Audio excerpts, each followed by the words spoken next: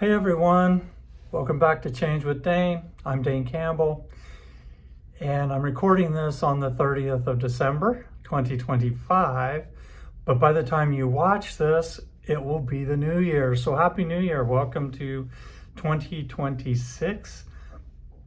I hope that you were able to ring in the new year with some peace, some joy, some happiness.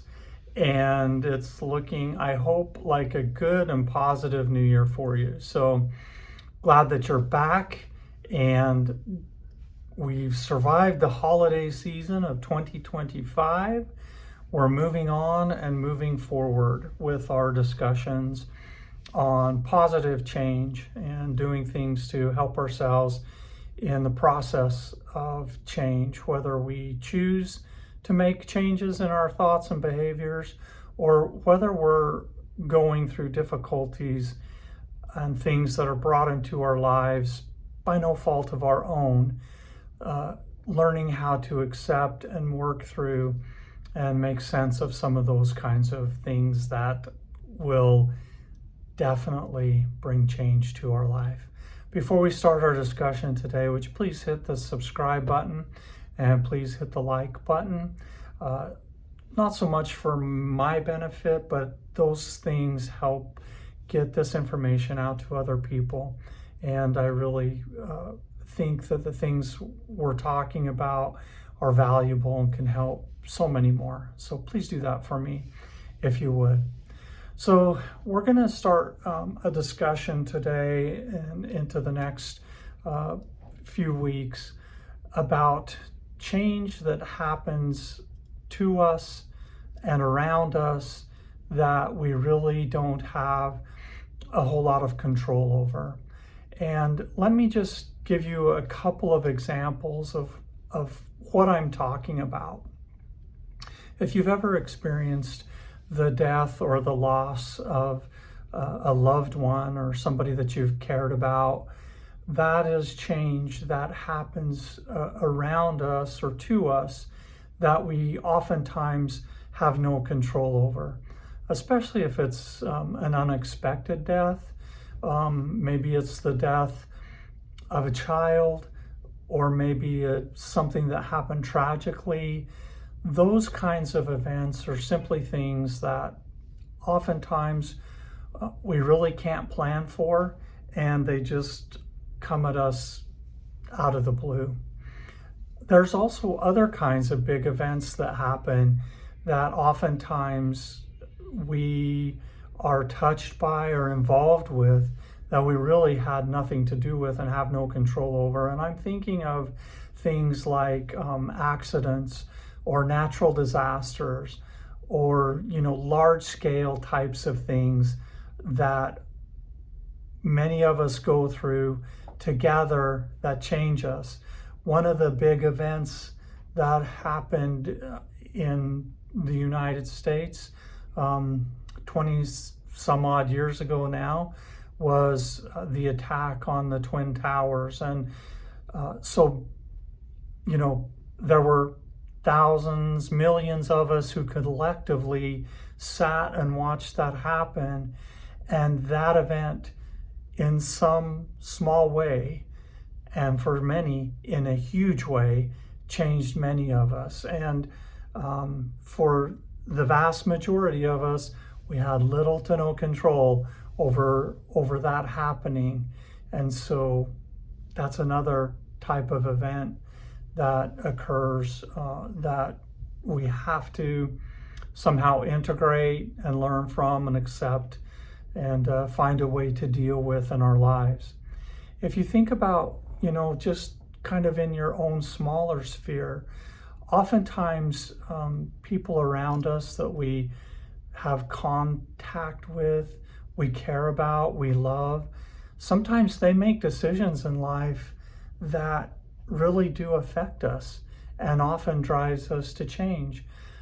One of the big examples I can think of here might be a child leaving home and going out on their own and beginning life for themselves as an adult. Or maybe somebody chooses to leave a relationship when the other person doesn't, necessarily want that to happen.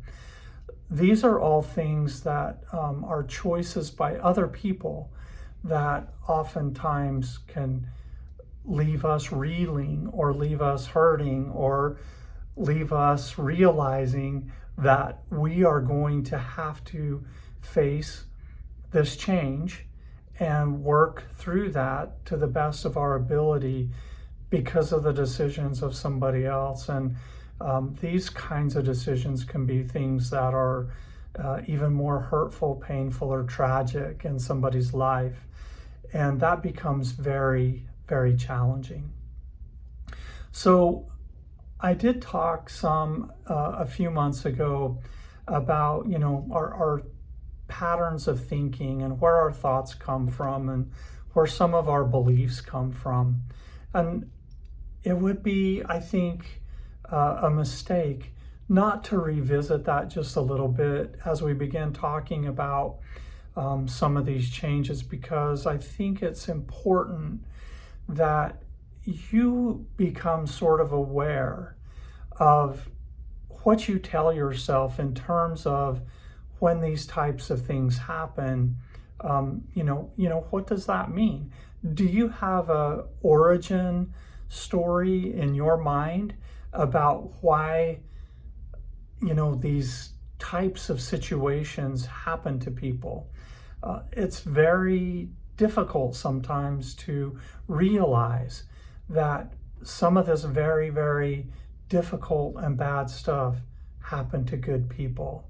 And so I'm not here to tell you what that origin story needs to be, but sometimes it's good to challenge or at least understand where that comes from in a greater effort to see if that maybe needs to change a little bit in and of itself.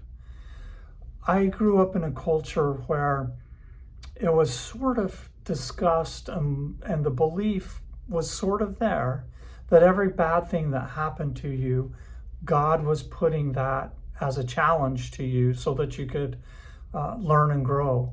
And as I kind of grew further away from some of my beliefs about who God was or what God is or if there even is a God, I had to sort of begin to look at that and try to figure out for myself, just to have personal, a little bit of personal understanding, a little bit of personal meaning about why bad happens, about how people can be very complex and sometimes do mean and painful and difficult things to others, about what it might mean to see huge natural disasters happen and see the anguish and pain, the loss of life and the difficulties in all of that. And I don't want to be overly existential with this discussion today, but I do want you to maybe just be aware of where you're coming up with your thoughts and your ideas and your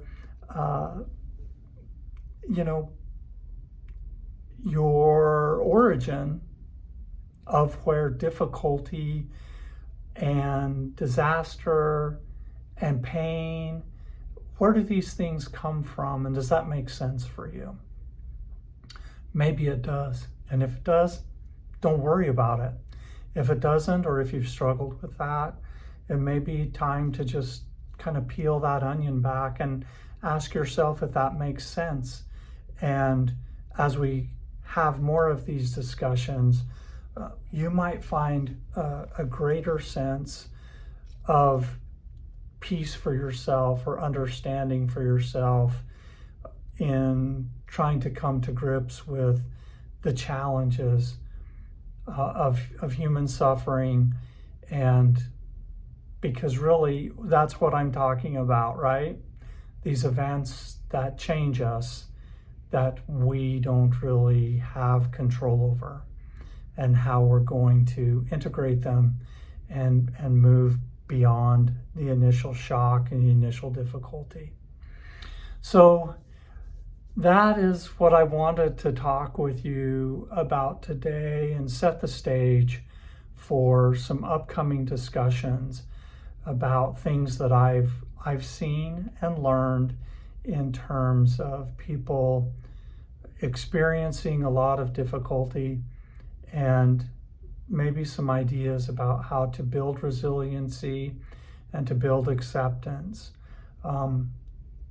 I'm not asking us to have joy and happiness when difficult and challenging things happen to us that we didn't want to have happen to us. But I think all of us can build our sense of understanding. All of us can build inner strength to accept difficulty, and we can all grow in our capacity to face and go through hard things, because as humans, as long as we're alive, we will go through hard things. Thanks so much for listening today. I really would appreciate it if you would hit like and subscribe. And I look forward to talking more with you about this aspect of change in the weeks and months ahead. So please take care, and I look forward to talking with you next week. Bye.